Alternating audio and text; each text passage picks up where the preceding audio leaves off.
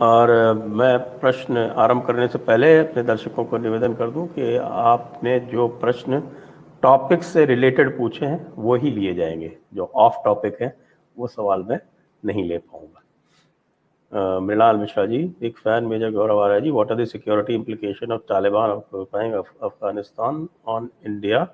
Will Pakistan ISI be able to use them against India to spread terrorism? Mrinal Mishra ji, बहुत बहुत धन्यवाद आपके सवाल का। मैं सिर्फ ये कहना चाहता हूँ कि साहब ऐसा है कि मुझे नहीं लगता, जब पहले एक जमाने में अफगान आते थे कश्मीर में, वो अलग कश्मीर था, फेंसिंग थी नहीं, उतनी हमारी आर्मी की स्ट्रेंथ उस समय बॉर्डर पे नहीं थी, राष्ट्रीय राइफल्स उस समय इतनी बटालियन रेज नहीं हुई थी। ये पूरा सिक्योरिटी का पैराडाइम अब चेंज हो चुका है। पहली चीज तो ये। दूसरी चीज ये है कि तालिबान को अब पाकिस्तान इस्तेमाल नहीं कर पाएगा। ठीक है, उनकी दोस्ती होगी, उनके ऐसे ऐसे लोग होंगे अंदर, इसमें कोई डाउट नहीं है, लेकिन किसी और मुल्क में भेजना लड़ाई करने के लिए अब ये पॉसिबल नहीं हो पाएगा। तीसरा बड़ा पॉइंट, जो बड़ा इंपॉर्टेंट एक इंटरेस्टिंग पॉइंट है, कि अगर तालिबान इंडिया आता है तो कहां से गुजर के आएगा? पाकिस्तान के थ्रू आएगा, फ्लाइट लेकर तो नहीं पहुंचेगा इंदिरा गांधी इंटरनेशनल एयरपोर्ट। वो फ्लाइट लेकर नहीं आएगा, तो वो तो आना है उसमें जमीन से, और जमीन में आएगा, पाकिस्तान से आएगा, तबाही मचाते हैं, और बॉर्डर पे इंडियन आर्मी खड़ी है, ये वहीं पे मार दिए जाएंगे। ये घुस नहीं पाएंगे। ये वो 90s वाला दौर नहीं है कि जब फेंसिंग नहीं थी, कोई नहीं था, वहां पे ट्रूप लेवल हमारे बड़े कम हुआ करते थे, और लोग टहल के, जैसे कंपनी बाग में टहल रहे हैं, टहल के इंडिया आ जाते थे। अब आएंगे तो गोली खाएंगे सीधा बॉर्डर पे। Now it's a totally different thing. The border is absolutely sealed. 3 level है sir, 3 tier anti infiltration grade है। तो तालिबान वाले, अच्छा एक आखिरी चीज मृणाल जी आपको और बता दूं, जो हम तालिबान को इतना खौफनाक समझते हैं ना, कुत्ता भी अपनी गली में शेर होता है सर। ठीक है, तालिबान तालिबान तभी है जब तक वो अफगानिस्तान में है। वो इंडिया में तालिबान नहीं बचेगा सर। अब देखिए, मैं यूपी में रहता हूं, ठीक है, तो एक अपना कि भाई हम यूपी के हैं, एक अलग है। आप सर राजस्थान में रहते हैं, आपका अलग है कि राजस्थान में आ जाओ दिखा देंगे, होता है ना एक। वो तालिबान का है कि अफगानिस्तान आ जाओ दिखा देंगे, वो सभी का होता है। तो वो तालिबान अपना वो बखेरी, वो शेकी बखार रहा है, वो देख लेंगे सर, वो आएगा तो कश्मीर वश्मीर। No, I don't think so. चलिए, नेक्स्ट क्वेश्चन, सिद्धार्थ शेखर, प्रणाम guru ji, welcome major. If Pak falls to the Taliban, we'll have them right on our borders.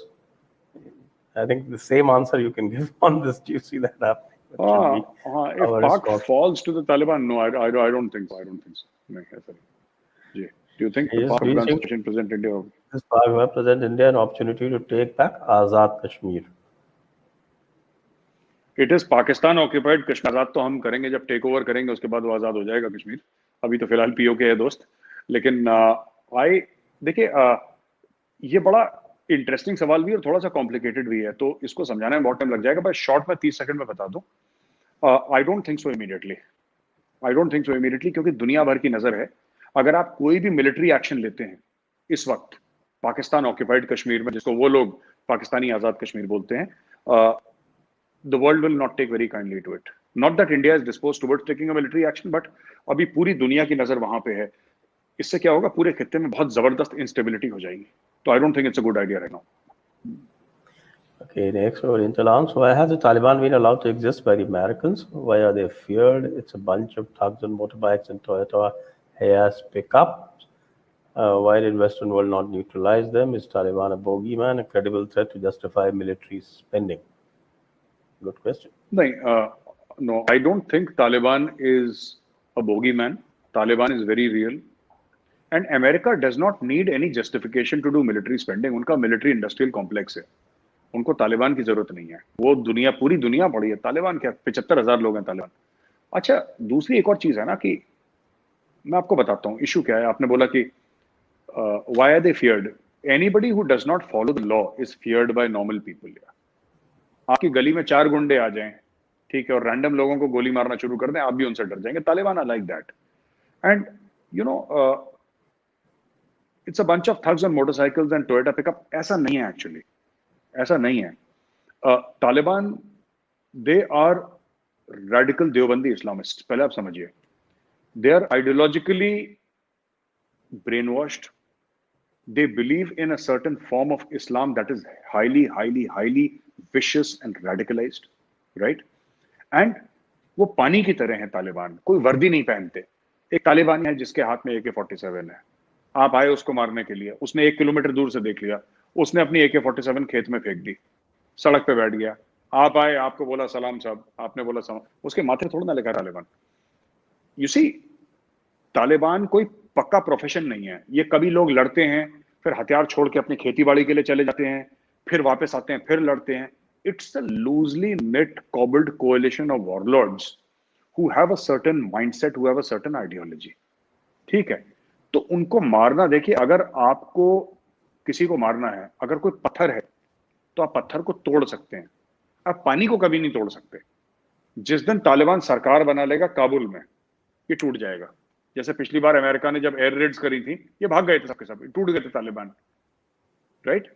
तो जब आप किसी को Okay, पक्का टारगेट देंगे तब आप टूटेंगे, वरना आप नहीं टूट सकते। let's move to the next one.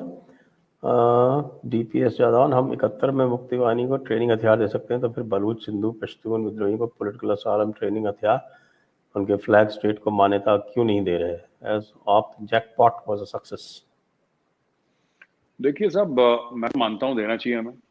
मैंने तो कई बार कह भी चुका हूं ऑन रिकॉर्ड कि मालचा मार्ग और ये चाणक्यपुरी में जहां पे आपके इतने एम्बेसीज हैं, वहां पे बलूचिस्तान का एम्बेसी इन एग्जाइल होने चाहिए, गवर्नमेंट इन एग्जाइल होनी चाहिए, पश्तूनिस्तान, सिंधु देश होना चाहिए, हमें देना चाहिए, हमें मिलिट्री ट्रेनिंग देनी चाहिए, हमें पैसे देने चाहिए, हमें ट्रेनिंग देनी चाहिए, हमें हर किस्म की सहूलियत देनी चाहिए। मैं इस चीज का बहुत बड़ा एक सपोर्टर हूं, मैं आपसे अग्री करता हूँ। Good, next.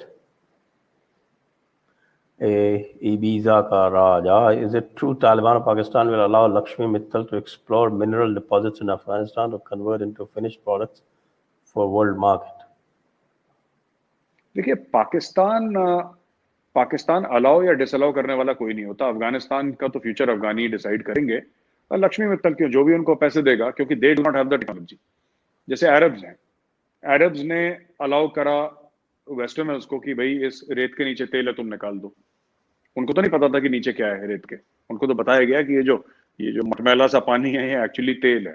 तब उनको पता लगा कि हाँ हम अमीर भी हैं। उसके पहले तो वो भेड़ बकरियां घोड़े चरा रहे होते थे वो लोग, अरब जो थे। बद्दू, उसी तरीके उसी सारे के उसी सारे बद्दू थे। बिल्कुल बद्दू सर, बिल्कुल सर। तो अभी क्या है कि ये लक्ष्मी मित्तल आएगा, कोई और आएगा जो पैसा देगा, जो डील सेट होगी वहां पे, बट उसके सबसे पहले स्टेबिलिटी चाहिए अफगानिस्तान में। विदाउट स्टेबिलिटी को पैसा लगाएगा नहीं वहां पे।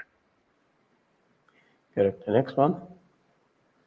Chaitanya Devalguri, Pakistan struck in between a rock and a hard place. Taliban takes over and violence spills over into their streets. If Taliban loses and the grand plan's strategic depth is in tatters.